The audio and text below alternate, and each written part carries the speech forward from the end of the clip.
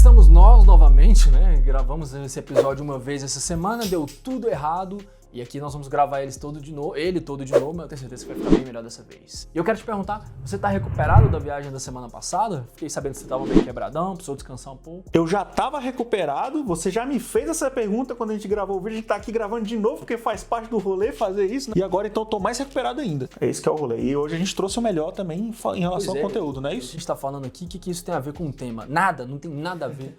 A moto que vamos destrinchar juntos hoje é uma prova de que às vezes os padrões precisam ser quebrados, mas para fazer isso primeiro você precisa conhecer eles, não é verdade? Exatamente. Se eu dissesse para você que uma Scrambler misturada com Café Racer ou uma Café Racer misturada com Scrambler, isso ia funcionar, o que você ia me dizer? Você ia achar que sim, você ia achar que não, talvez? Não sei. O fato é que a moto de hoje mostra para nós que isso pode ser feito com muito sucesso. Essa moto que a gente vai falar aqui hoje, que é a moto da Lisbeth Salander, né? Usada no filme Os Homens que Não Amavam as Mulheres, né, da saga Millennium, que tem vários livros, enfim, e que lá fora se chama The Girl with the Dragon Tattoo, né? Esse filme tem tanto nome que às vezes a gente até se confunde. Mas o que eu ia dizer é o seguinte, essa moto em específico, uma CL350, como a gente vai ver, uma moto de baixa cilindrada e customizada, é uma referência pra gente desde antes da gente começar esse canal. Então, assim, é um vídeo que pra gente, de certa forma, é especial a gente falar disso aqui, né, velho? Porque tem muito tempo que a gente quer falar.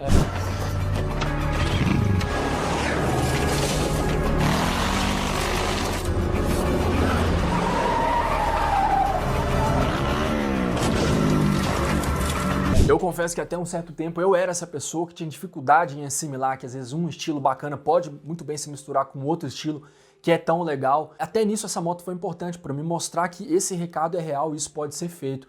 São várias outras coisas que essa moto mostra para nós, né? Como por exemplo, ideias e sugestões de customização para a sua moto que podem ser aplicadas em diversas motos diferentes, seja uma Harley Davidson, seja uma Suzuki Intruder, uma Continental GT, uma CG, vai saber, seja lá o que for. E isso é muito legal, né? Isso mostra o poder de inspiração que essa moto tem de influenciar uma série de motos que vão de preços muito baratos até motos mais caras. Para produzir essa moto pro filme, o diretor, que é o David Fincher, que inclusive já fez vários outros filmes bem fodas, por exemplo, Clube da Luta, Seven, O Estranho Caso de Benjamin Button, Zodíaco, Garota Exemplar, Alien 3 e vários outros. A lista é gigantesca. O lance é que ele contratou uma oficina de Los Angeles chamada Glory Moto Works. E eles já desenvolviam um trabalho muito massa de restauração, né, atendendo o público ali de Los Angeles que queria pegar uma moto para restaurar, para customizar, e também já atendia o mercado hollywoodiano. Lógico que eles estão lá em Los Angeles e tal, ficaram conhecidos customizando motos. Então até algumas motos de alguns desses filmes que eu acabei de citar aqui em cima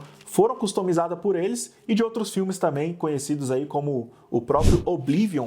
É super legal. Eles que fizeram essa moto. E aqui fica a nossa errata, né? Que da última vez que a gente falou do filme Oblivion, né? Eu citei que era a moto que o Tom Cruise andava aí em outro planeta. E não era outro planeta, era simplesmente a Terra num futuro distante. Então ele precisava de uma moto que refletisse o estilo da Lisbeth Salander, né? Que é a personagem principal do filme e que é uma personagem de bastante personalidade, né? A própria Rooney Mara, que é a atriz que faz a personagem, também é uma mulher já de muita personalidade, uma mulher muito foda. Então, assim, não poderia ser qualquer moto, né, velho? Não poderia ser qualquer atriz e também não poderia ser qualquer moto. Então, tanto a Rooney Mara foi uma escolha acertada pro filme, quanto a CL350 foi uma escolha acertada também, porque, convenhamos, escolher uma moto antiga da Honda, assim, que mesmo na época em que o filme foi gravado, o filme é de 2011, mesmo em 2011 a moto já era muito antiga. Provavelmente o filme foi gravado em 2010, né, vai saber, para ser lançado em 11. Mas enfim, de qualquer forma, uma moto já muito antiga e não foi a escolha mais óbvia, né? Qual que você acha que seria a escolha mais óbvia para a moto da Lisbeth Salander? Eu acho que a mais óbvia seria um Harlão, todo preto aí, uma Sportster, alguma coisa assim, né? É, com certeza, isso aí faz total sentido, né? Ela sendo uma personagem muito forte, badass, aquela pegada meio dark, assim, é óbvio que o caminho mais fácil seria realmente botar uma Harley na mão dela. Se bem que, como você disse, esse filme ele é inspirado em um livro, né? Que por sua vez é uma série de livros e que por sua vez gerou uma série de filmes. Tem a versão da Suécia, que é antes dessa do David Fincher, e tem uma versão mais atual. É claro que em todos esses filmes a Lisbeth está sempre em uma moto, ela é motociclista, e cada um desses filmes deu uma interpretação diferente para a moto, né? Nesses mais antigos ela anda em uma Trail, nesse mais recente ela anda numa Ducati, mas nenhuma moto é tão legal quanto essa e nenhum desses filmes é tão legal quanto esse. Mas isso fica claro que na verdade você poderia ter uma vasta opção para entregar para ela. Mas até nisso a opção desse pessoal, dessa produção, foi até mais acertada, porque colocou aí na mão dela uma moto que seria mais realista dela ter, né? Uma moto mais antiga, uma moto em que ela pode colocar... Tem uma profundidade na escolha, né? Não pegaram a primeira moto que qualquer um que fosse ver ela andando de moto ia... Realmente desenvolveram a ideia da moto e é isso que a gente vai falar aqui agora. A moto é muito foda e a personagem, como eu falei, também é muito foda, tanto que ela tá contracenando com o Daniel Craig, mas nesse filme, a Lisbeth Salander, perto do personagem do Daniel Craig, o Daniel Craig chega a ficar pequeno perto dela, né, velho? A profundidade da personagem e tudo é muito foda. Ela salva a vida dele, ela é muito mais importante, ela é muito mais foda. E ela anda de moto, né? Eles acabaram optando pela CL350 Scrambler, uma moto antiga, né? Nesse caso, de 1968.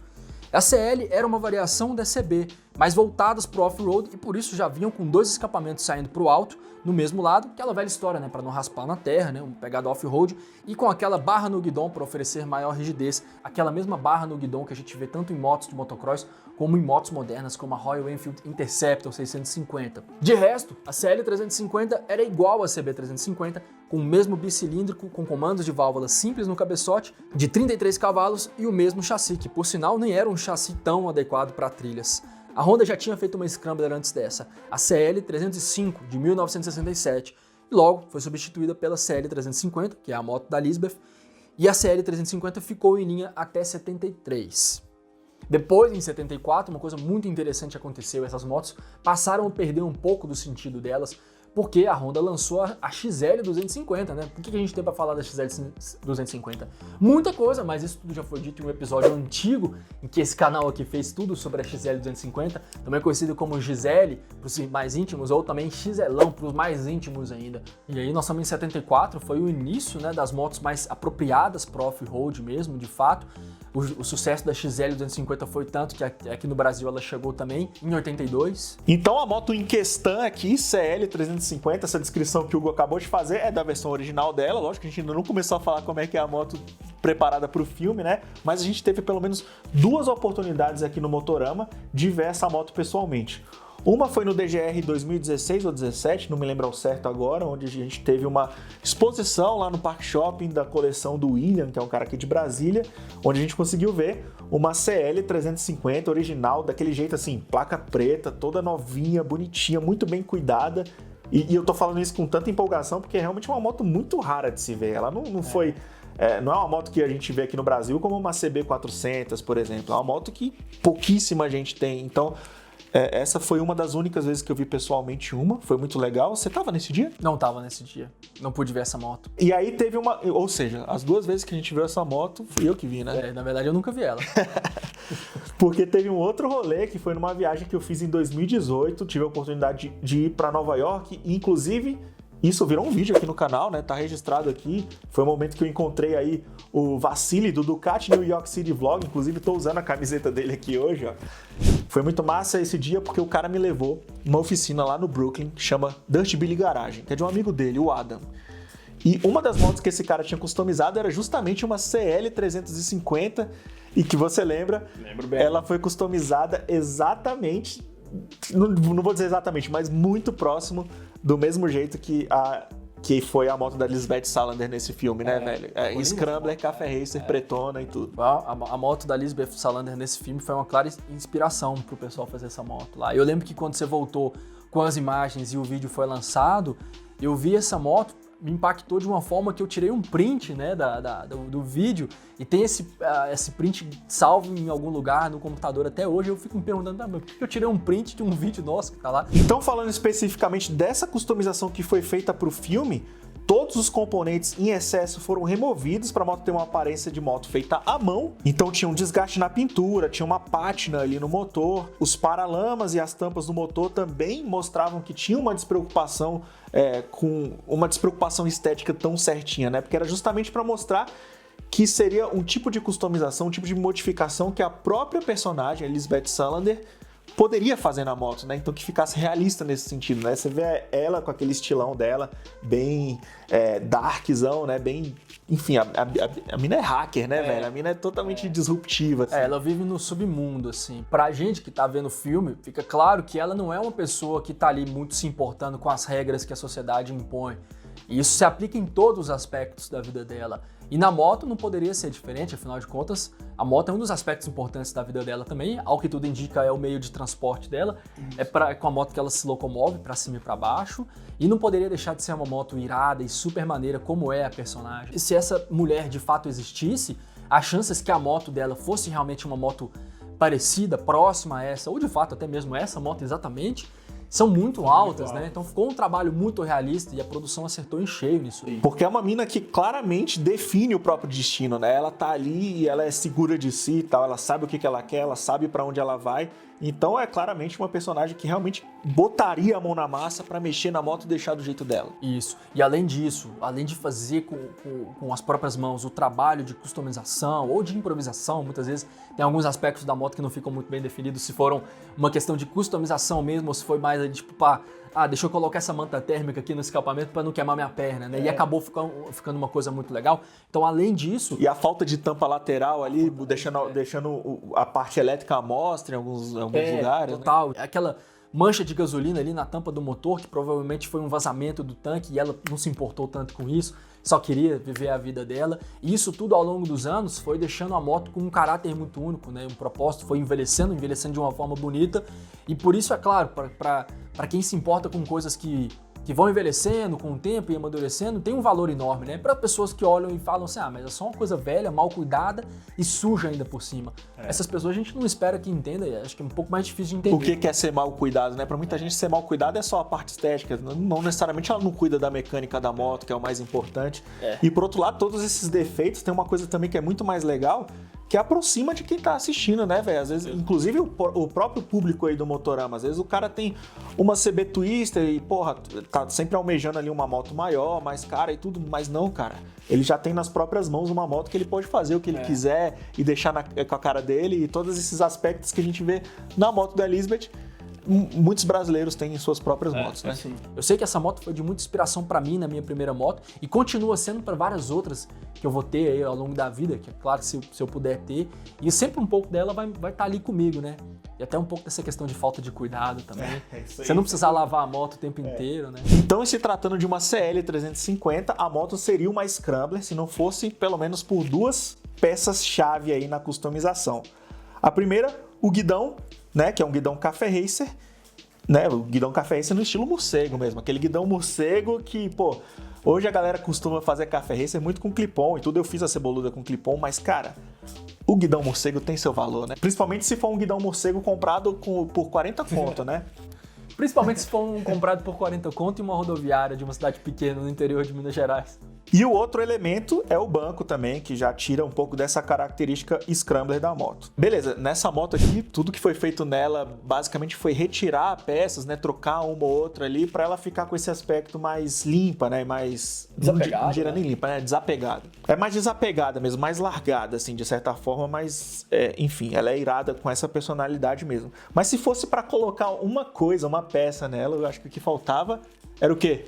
Se fosse minha essa moto, eu colocaria uma bolsa de couro legítimo que você pode encontrar na Loja Motorama, portalmotorama.com/loja, garanta já a sua. Tudo bem que a moto da Elizabeth não precisa de mais nada para ser legal, mas essa é uma bolsa que não precisa de afastador, de alforje, você pode colocar e tirar ela em menos de 2 minutos, muito prática, e mesmo que você saia da moto e queira continuar usando, isso é totalmente possível porque ela vem acompanhando uma alça, que você pode usar a tira-colo, que lembra muito inclusive uma correia de guitarra, e até isso é irado. Então tem tudo aí. Ó. Ou botar no CC Bar, se a sua moto for moto de CC Bar. Bem lembrado, muito bem lembrado. Ou seja, é uma bolsa que não tem regra. Você vai comprar ela e vai usar do jeito que você quiser. E como a gente disse lá no começo, né, para você quebrar os padrões, primeiro você precisa conhecer eles, né? E esse definitivamente é o caso da personagem. Foram muitas decisões interessantes que a equipe de customização teve para tornar a moto tão legal quanto ela é. E uma dessas decisões muito acertadas foi reconstruir as rodas da CL 350 usando raios de aço inoxidável mais grossos que o original. Isso aí, é claro, para adicionar um peso visual à moto, que é uma moto pequena. Calçar a moto com um Continental TKC80 na roda dianteira também foi uma decisão nesse sentido. Atrás tem o Kenda K657 Challenger, uma marca legal de pneus que até está aqui no Brasil, porém aqui mais fortalecida no segmento de bicicletas, pelo menos por enquanto. Tudo nessa moto aí foi construído, reconstruído e modificado para ficar com a cara da Elizabeth. Então, com o motor de partida e o sistema de carga, ou seja, o regulador e o retificador, não foi diferente. e eles foram reconstruídos também para ficar o mais confiável possível, porque nos filmes as motos podem ser ligadas e desligadas muitas vezes durante uma filmagem, e você não vai querer dar prejuízo em uma produção com, sei lá, centenas de milhares de dólares de investimento. Então 3 dessas motos foram construídas para que não houvesse essa possibilidade de uma deixar a galera na mão e não ter moto ali, né? E pensa o trabalho que deu para fazer, não apenas uma, mas as 3, né? Mas é importante para ter isso e ter elas poderem estar à disposição do estúdio e poderem ser utilizadas sem dar margem de erro de continuismo, né? O que é comum nos filmes. Claro que assim, às vezes o pessoal pode falar, pô, mas isso aí é uma coisa muito Nutella, porque foi um gasto muito grande de dinheiro, muito grande de tempo, para ter uma coisa que é um fake velho, né? Mas é um filme, porra. Mas é um filme, como eu acabei de dizer, tem muita coisa em risco lá, né? São milhões de dólares rolando, mas nada disso descarta a importância dessa moto de ser um real exemplo para nós, afinal de contas é uma moto real, não é uma moto fictícia. Seja lá onde as 3 estiverem agora, em algum lugar do mundo, você pode girar a chave da partida, elas vão funcionar, elas foram feitas para isso, e isso aí mostra o quanto elas são importantes, porque sendo motos reais, elas servem também para inspirar motos reais como as nossas, como as de vocês. E no final das contas, essa é uma moto tão legal que mesmo com algumas coisas que podem sim não ser as coisas mais legais do mundo, né, como por exemplo, os conjuntos de seta dela e a luz de freio, tudo bem. Não, tem várias opções que seriam melhores e de repente funcionariam melhor, mas ainda assim conversa com o restante da moto, conversa com o conceito dela. É claro que no caso da luz de freio fica fácil de entender, afinal de contas é a mesma luz de freio da série 350 original, né? É original, tava lá na mesma moto, inclusive é um charme, né? Mas o importante é que essa moto conseguiu ajudar a contar a história que precisava ser contada, e os recados que ela passa e a mensagem que ela passa é tão importante que, velho, a importância dela vai estar aqui para sempre. Eu sei que para esse canal ela é muito importante, né, para a formação de caráter do nosso gosto, de customização também. Vai ter sempre o papel super importante para nós aqui, espero que para vocês também. E o mais legal de tudo é que por mais que você tenha visto o filme várias vezes, entendido a história várias vezes, se você for retardado igual a gente, você sempre vai querer ver ele mais uma vez para poder ver essa moto, né? E é claro, e as fotos incríveis que existem dela e que serviram para ilustrar esse episódio. Então, inclusive, todo o crédito ao autor ou aos autores dessas fotos, sem a ajuda involuntária dessas pessoas, não seria possível contar essa história para vocês hoje. Você acabou de sintetizar o que é essa moto, eu queria também sintetizar um pouco do que ela é pra gente aqui, né, do Motorama, que a gente começou falando que ela é uma grande referência pra gente, e é muito louco porque alguém poderia perguntar pra gente, qual é a moto favorita de vocês, ou pelo menos uma das motos favoritas de vocês, e alguém esperar que a gente fosse responder, sei lá, a Ducati Panigale V4 com não sei o que de carbono que faz aquilo e não sei o que chegou e levou o homem à lua. Sim. Sacou? Poderia ter sido isso. Mas não, é uma CL 350 toda lascada e é isso. E a gente curte, é isso mesmo, né, velho? Nós somos uns idiota mesmo, né? É isso.